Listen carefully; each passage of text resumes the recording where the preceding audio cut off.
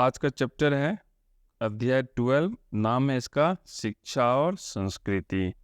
महात्मा गांधी का पिक्चर है, समझ गया होगा इनसे संबंधित है। इनको हम राष्ट्रपिता बापू जो कहना है बहुत चीज़ कहते हैं, और भारतीय मुद्रा पर इनकी फोटो होती है। 6 लाइन में सारा ऑब्जेक्टिव क्वेश्चन खत्म हो जाएगा। asanbiharboard.co.in पे जाकर के हम लोग टेस्ट देंगे और इसमें हम लोग मुख्यतः वस्तुनिष्ठ प्रश्न को कवर करेंगे। उसके बाद हम लोग दीर्घ उत्तरीय और लघु उत्तरीय प्रश्न को सॉल्व करेंगे। तो आगे बढ़ते हैं, देखते हैं क्या है। वीडियो को पॉज करके तुम लोग इसको कॉपी पे उतार लो और हम क्या करेंगे उसके बाद अब इसका एक एक लाइन का व्याख्या करेंगे। इतना में ही समाप्त हो जाता है। कभी अगर सारांश भी लिखना हो तो तुम अगर यह लिख दोगे तो तुम्हारा काम हो जाएगा, या महात्मा गांधी पे भी कुछ लिखना हो तो ये लिख दोगे तो तुम्हारा काम हो जाएगा। तो चलो आगे बढ़ते हैं। क्या है पहला लाइन? तो पहला लाइन है दक्षिण अफ्रीका में 1983 से 1914 ईस्वी तक रहने वाले, 1915 में भारत लौटने वाले, 14 तक कहाँ रहते? दक्षिण अफ्रीका में, 1915 में भारत लौटे। राष्ट्रपिता महात्मा गांधी का जन्म 2 अक्टूबर 1869 ईस्वी में पोरबंदर में हुआ था। इनके पिता करमचंद गांधी, माता पुतलीबाई और पत्नी कस्तूरबा है। देखो महात्मा गांधी क्या थे? महात्मा गांधी बैरिस्टर थे। वकील को हम लोग बैरिस्टर भी कहा करते हैं। कहाँ पे थे? तो दक्षिण अफ्रीका में थे।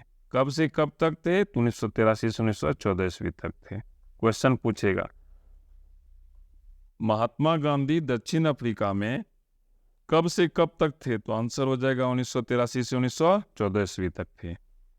दूसरा क्वेश्चन पूछ सकता है राष्ट्रपिता महात्मा गांधी भारत कब लौटे? तो आंसर हो जाएगा 1915 ईस्वी में लौटे। 1914 ईस्वी में प्रथम विश्व युद्ध की शुरुआत हो गई थी जो 1918 तक चला था, और 1915 में राष्ट्रपिता महात्मा गांधी भारत लौटे थे। अगला क्वेश्चन पूछ सकता है राष्ट्रपिता महात्मा गांधी का जन्म कब हुआ था? तो आंसर हो जाएगा 2 अक्टूबर 1869 ईस्वी में हुआ था। नेक्स्ट क्वेश्चन पूछ सकता है राष्ट्रपिता महात्मा गांधी का जन्म कहाँ हुआ था? तो पोरबंदर में हुआ था। पोरबंदर कहाँ है? गुजरात में है। फिर पूछ सकता है इनके पिता का क्या नाम था? तो करमचंद गांधी। माता का क्या नाम था? तो पुतलीबाई। और पत्नी का क्या नाम था? तो कस्तूरबा। ये सब क्वेश्चन पूछ सकता है। कभी महात्मा गांधी पर अगर निबंध भी लिखने के लिए आया तो इसी जो एक लाइन है इसको हम लोग तोड़ तोड़ के 10 लाइन बना सकते हैं। कैसे लिख सकते हैं? महात्मा गांधी दक्षिण अफ्रीका में 1983 से 1914 ईस्वी तक रहे थे, जहां वो विदेश प्रवास के दौरान अंग्रेजों की नीतियों का विरोध किए। महात्मा गांधी अफ्रीका से 1915 ईस्वी में भारत लौटे। महात्मा गांधी को राष्ट्रपिता भी कहा जाता है। राष्ट्रपिता महात्मा गांधी का जन्म 2 अक्टूबर 1869 ईस्वी में पोरबंदर में हुआ था। इस तरह से हम लोग निबंध भी लिख सकते हैं। आगे बढ़ते हैं, देखते हैं क्या है। हरिजन और यंग इंडिया से संकलित संपादित विचार शिक्षा और संस्कृति के माध्यम से राष्ट्रपिता कहते हैं अहिंसक प्रतिरोध सबसे उदात्त और बढ़िया शिक्षा है। तो देखो सबसे पहला क्वेश्चन तुमसे पूछ सकता है हरिजन और यंग इंडिया कौन लिखा है? तो राष्ट्रपिता लिखे हैं। दूसरा क्वेश्चन पूछ सकता है शिक्षा और संस्कृति के लेखक कौन है? तो राष्ट्रपिता है। राष्ट्रपिता कौन है? महात्मा गांधी है। तीसरा क्वेश्चन पूछ सकता है शिक्षा और संस्कृति कहाँ से संकलित है? तो हरिजन और यंग इंडिया से संकलित है।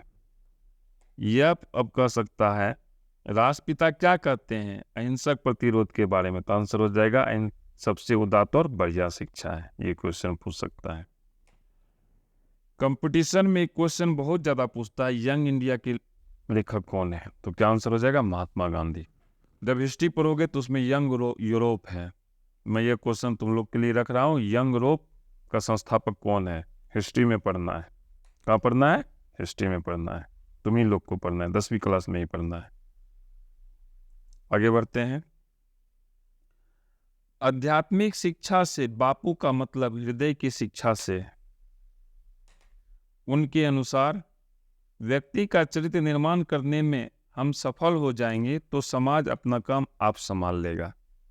ये महात्मा गांधी जी कहते हैं। तो क्वेश्चन तुमसे पूछेगा,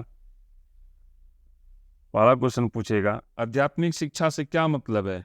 हृदय की शिक्षा से। ऐसे भी तुम देखो, जो आध्यात्मिक शिक्षा हम देते हैं, हम लोग क्या कहते हैं? हृदय को शुद्ध कीजिए, मन को शुद्ध कीजिए। तो बापू भी यही कहते हैं। बापू बोले तो महात्मा गांधी। आध्यात्मिक शिक्षा से मतलब किससे है? हृदय की शिक्षा से। दूसरा क्वेश्चन पूछेगा महात्मा गांधी के अनुसार अगर हम व्यक्ति का चरित्र निर्माण करने में सफल हो जाएंगे तो क्या हो जाएगा? तो आंसर होगा समाज अपना काम आप संभाल लेगा।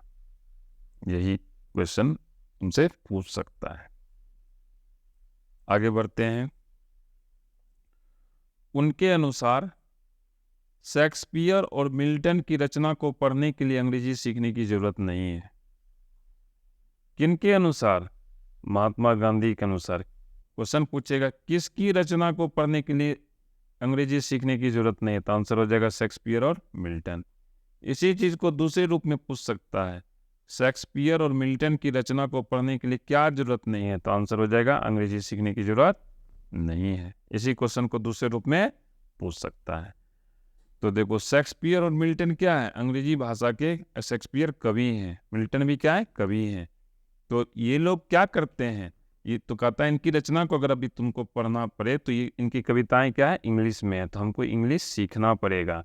इनका कहना है कि नहीं, हमको इंग्लिश सीखने की जरूरत नहीं हो, हमें ऐसा समाज बनाना है। वे चाहते हैं, कौन चाहते हैं?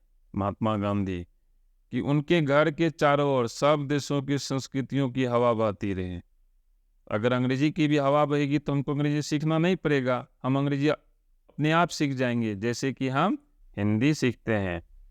वे कहते हैं कि उनका धर्म कैद खाने का धर्म नहीं है। तो देखो, इसमें क्वेश्चन पूछेगा महात्मा गांधी अपने घर के चारों ओर क्या चाहते हैं? तो आंसर हो जाएगा सभी देशों की संस्कृतियों की हवा बहती रहे।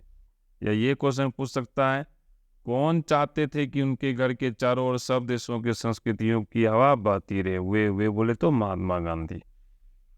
दूसरा क्वेश्चन पूछ सकता है कौन यह कहते हैं कि उनका धर्म कैद खाने का धर्म नहीं है? तो आंसर हो जाएगा वे मतलब महात्मा गांधी। खत्म हो गया। इससे ज्यादा क्वेश्चन नहीं पूछा है और ना ही पूछेगा। asanbiharboard.co.in पर अब हम लोग जाएंगे और वहाँ क्या करेंगे? ऑनलाइन टेस्ट देंगे। लैपटॉप पे खोलेंगे तो इस तरह का खुलेगा और मोबाइल पे खोलेंगे तो इस तरह का यूजर इंटरफेस हम लोगों को दिखेगा। लघु उत्तरीय प्रश्न और दीर्घ उत्तरीय प्रश्न को इसके बाद सॉल्व करेंगे, लेकिन सबसे पहले हम ऑब्जेक्टिव क्वेश्चन का टेस्ट देंगे asanbiharboard.co.in पर जा करके। तो चलो हम लोग टेस्ट देते हैं।